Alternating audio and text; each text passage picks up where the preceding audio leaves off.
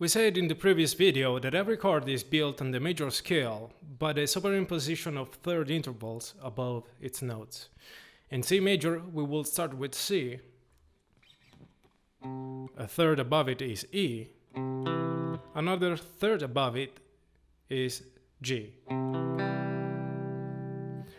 The C-E interval is a major third because there are 4 half steps between C and E. And C and G is simply a perfect fifth.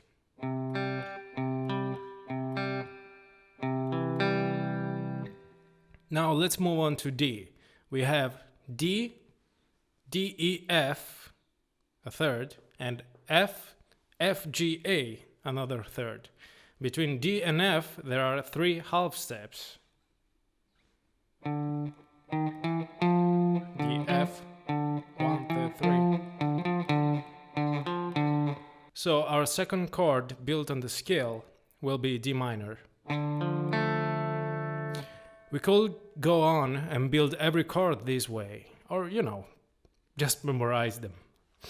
Building chords on the scale of C major, or any major key for that matter, we would have a major chord as the first one, then a minor, another minor, other 2 major chords, another minor, and a diminished chord.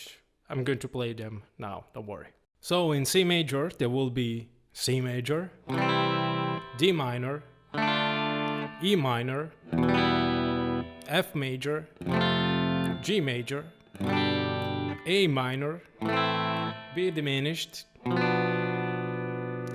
Diminished chords are used more as a passing chord, tying one chord into another, especially in jazz or in 70s rock influenced by jazz, or even classical music. Here's how to play it on the 5th string should you stumble on it.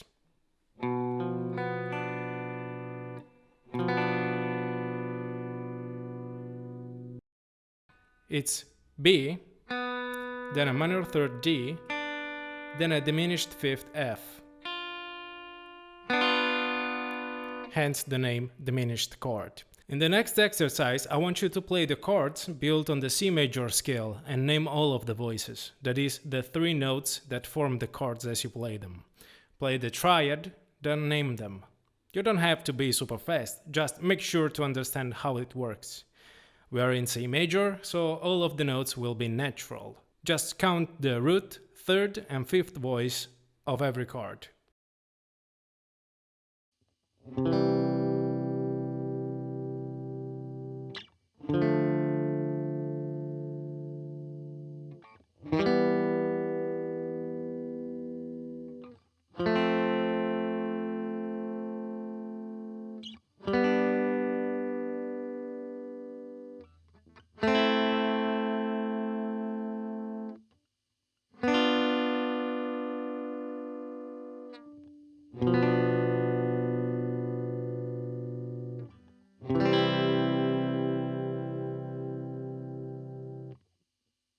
By adding another third above the 5th of the chords, we would obtain 7th chords built on the scale of C, and we will have a major 7 chord as the 1st and 4th chords built on the scale, minor 7 chords on the 2nd, 3rd, and 6th chord, and a diminished 7th chord as the 7th chord built on the scale.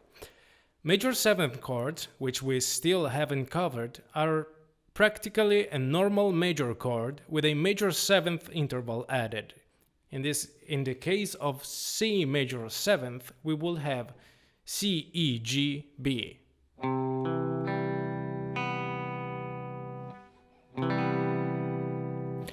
Minor 7th chords are a normal minor chord with a minor 7th interval added. In the case of D minor, of D minor 7th, D, F, A, C. D, F, A, C.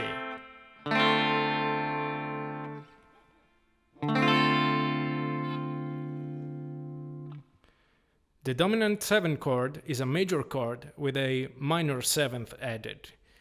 G major is G, B, D. and the minor 7th is GF.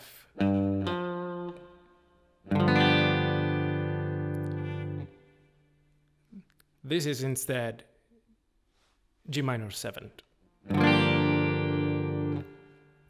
The diminished 7th chord is a normal diminished chord with a minor 7th added.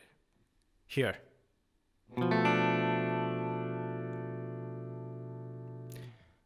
As we did for the last exercise, play the chords built on the C major scale and name the notes. This time I'll use some particular fingering for the chords, but rest assured the voices are the same. You can also use the other forms we played in the previous lectures.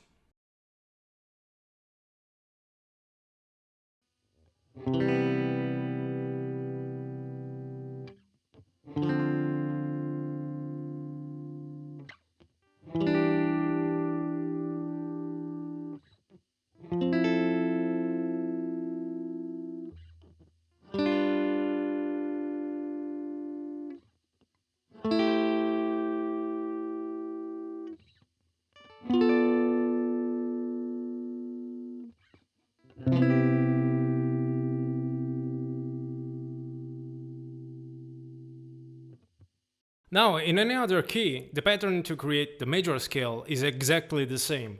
And the same goes for the chords built on the notes of the scale. Both for normal triads, that is major, minor and diminished chords, and for the 7th chords, chords with 4 voices. You will have, for example, in the key of G, G major 7th, A minor 7th, B minor 7th, and so on. This is an introductory course, so I will not be delving too deep in the circle of fifths. That will come later. We'll learn some new techniques, and we'll improvise a bit on keys with not too many altered notes for the rest of the course. There are other chords used in blues and jazz. These are minor and major 6th chords, 9th and 11th chords, but they also are advanced. Despite this, I want to introduce you to the suspended 4th and 2nd chords and the add 9th chord, which are very simple and you've certainly heard them before. So it's a good idea for you to learn more about them. Now, let's play a simple A minor chord. A suspended 2nd chord is a minor chord whose minor 3rd is lowered a half step. So a suspended 2nd, or A sus 2, will be played this way.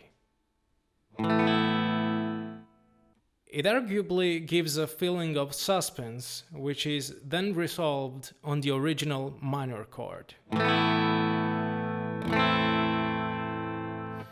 But you know, you can resolve it on another chord entirely, on D suspended 2, for example. Or not do it at all.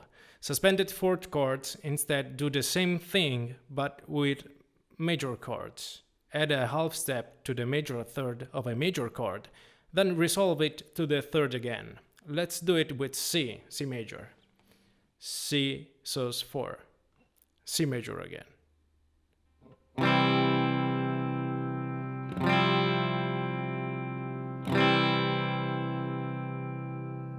Let's do it on D major.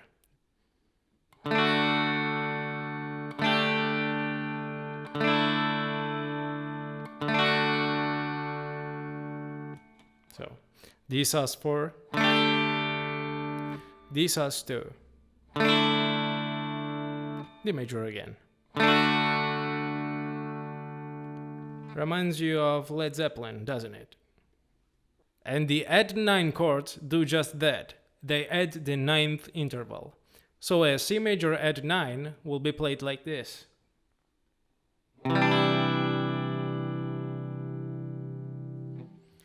The 9th interval is a 2nd, but an octave higher. C minor add 9 will be the same, but with the 3rd flat, minor 3rd. Beautiful. And just for the record, Deftones, Tool, Anathema, and other bands play the add 9 without the 3rd, with distortion on. I guess you could call it a 5 add 9.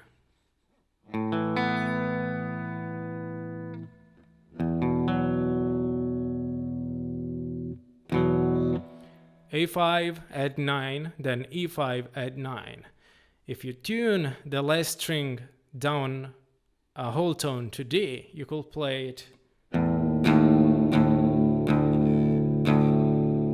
You could play it like this.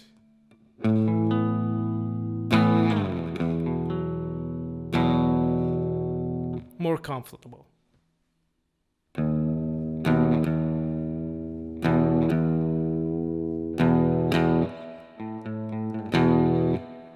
Yeah. And as a final note before concluding this video, given any chord, you can use the voices of, say, for example, C major, C, E, G, and redistribute them as you like. If we play C, E, G, we will have the root or standard position. If we move the C up an octave, omitting the first C, and we play instead E, G, C, we would have a first inversion of the chord. If we move C and E to the octave above and use G as the root instead, so we have G, C, E, we will have the second inversion of C major. Explore this on your own. Working through every possible combination will take forever. Just keep in mind that it's not wrong to play the voices in another order. And congratulations! This concludes the second part of the course. You should have now a clearer idea of how music theory works, or at least have a solid foundation on which to build in the future. Now that you know how to play rhythm guitar and know about the harmony behind chord progressions, we can start to learn more about scales, improvisation, and lead guitar technique.